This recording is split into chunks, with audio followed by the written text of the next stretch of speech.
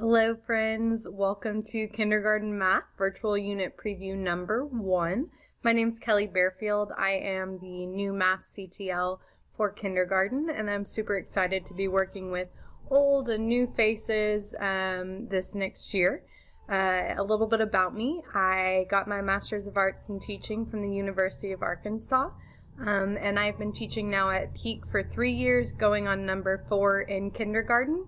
And so I'm really looking forward to Collaboration Day, getting to kick off and go over a lot of this stuff a lot more in depth.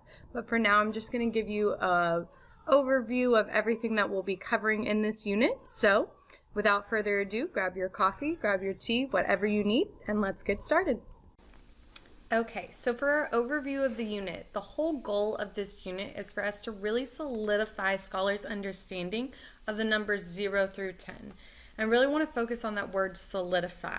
A lot of our students are going to come in with basic knowledge of maybe the number 1 or the number 2 or even numbers all the way to 10.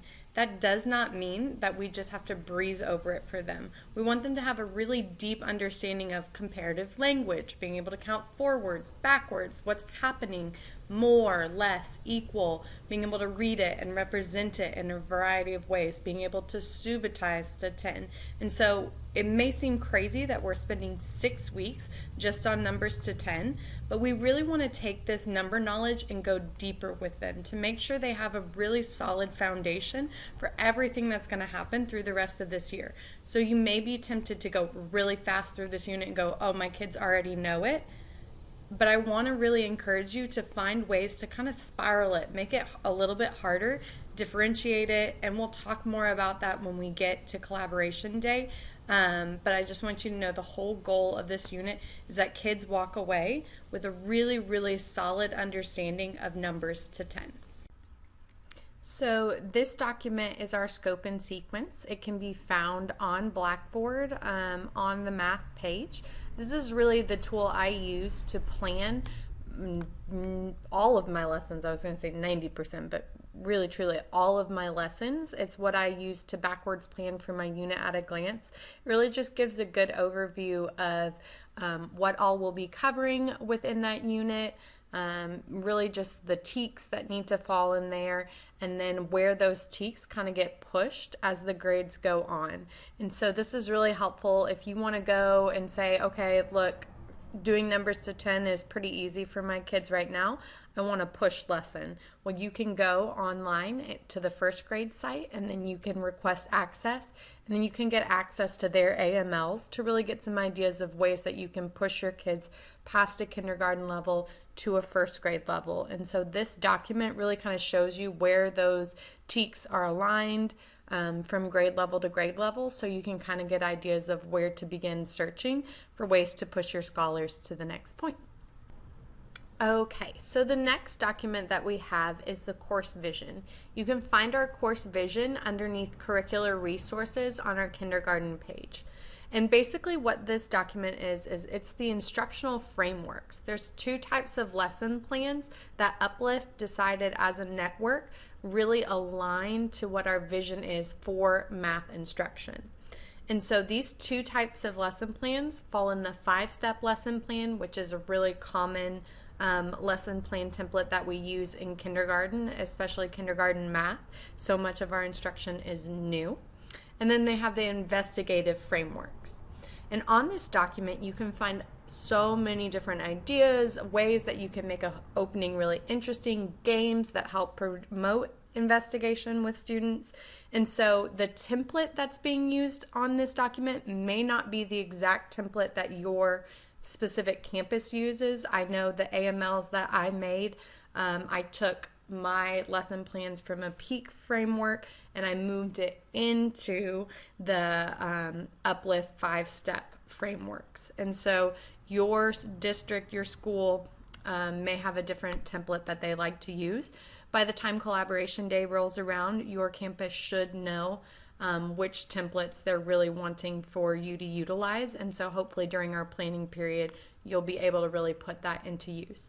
But even if you're not using this exact template for your lesson plans, it still has so many great ideas for you to just browse through, see if you can find something good and interesting that you can incorporate as a game, or really just to get kids interested in what you're learning and teaching about.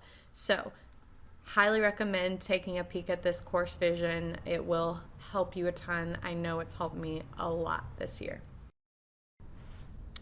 Next up, we have our AMLs, our annotated model lessons. And so there are 10 of these that are going to be uploaded throughout the semester. The two that I felt best tied to this unit and the ones I really wanted to show for Unit 1s aligned to K2B, which Unit 1 is K2B. K2B is everything for Unit 1. I mean, it is, we live it, we breathe it, it's everything. So this example I put in there was talking about the number 5. And then also K2C, which is just counting and ordering numbers to 20. But really the lesson that's in there is ordering to 10, because that's all we're covering in Unit 1.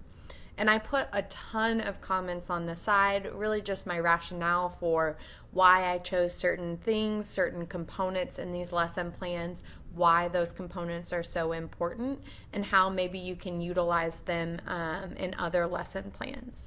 So you can check those annotated model lessons out on Blackboard under my AML site. And just know, again, this is not the template I used for Peak, but it is the template that's used as the Uplift template. So you can even take this, these lesson plans, get ideas from it, and transfer it into whatever template your school will be using. Here are some misconceptions that may occur during our unit. Please note this is not a comprehensive list, but it is some of the main breakdowns that students will have. And I'm not going to go over this super in depth right now because we're going to use this as a planning tool when we get to collaboration day. But I just want you to have this list as a way for you to reference back. Maybe if you have a scholar that you really can't figure out where their breakdown is, you can go back and look and say, okay, maybe this is an ordering misconception or a counting misconception that they have. And during collaboration day, we will add to this list, take away, figure out what we think really are some of the biggest breakdowns that our students will have. And then you'll be able to use that as an intervention tool in the future. So the final slide I have for you guys is my resources page overview, and there are so many different resources on the resource page, but there are some that I feel most specifically align with Unit 1. So under the centers portion of my resource page, there are a lot of print and go centers that are ordering number centers and counting and matching centers that I feel best align with Unit 1. And literally any of these you can just click print, laminate them, and have them and utilize them in a center, which is so nice to have. And then also I had a research article, and underneath that head of research there's an article on calendar math that I found really helpful. I know that I do not know everything about math, and so there are so many people that are so much smarter than me that have researched and done a lot of background work to understand math better. And so I really love to read articles and different things before I even begin planning for a unit to make sure that I don't have misconceptions that I'm putting in there. And so I thought this calendar math one would be really good for Unit 1, especially since it's so big for us starting at the beginning of the year.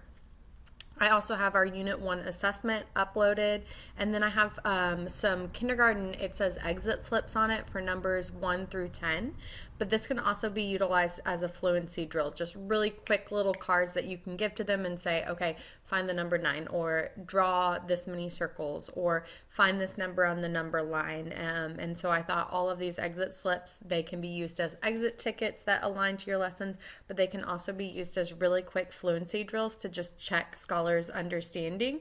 And then I put in one of my AMLs just some ways that you can really use those, maybe put them together in a lot of different ways to make sure that scholars are understanding and being able to recall information really quickly. So And then the last thing I have up there are some printable manipulatives. I have number lines to 20, and so I kind of group those in Unit 2 resources, but they're also super useful to have out starting Unit 1. And then I also have some 5 frames for you that are blank. I have some red and yellow counters that you can print out, cut out, and laminate. That way, if maybe they're not a manipulative that you have at your school, you can just print them and have them ready to go. And then I also have flashcards, which can be used for subitizing and really quick fluency drills before a lesson even begins as well. And so those are all up on my resource page. Feel free to check them out. Thank you guys so much for watching and listening. Please know that you can find any of these for any subject area. If you're struggling in writing, or you really want to see first grades Unit 1 or even 5th grades Unit 1, you can look up any of these virtual unit previews online. And so I really encourage you to do that. Just check out more than just my own page, or even more than just your own subject area, so that you really feel solidified in your teaching as a grade.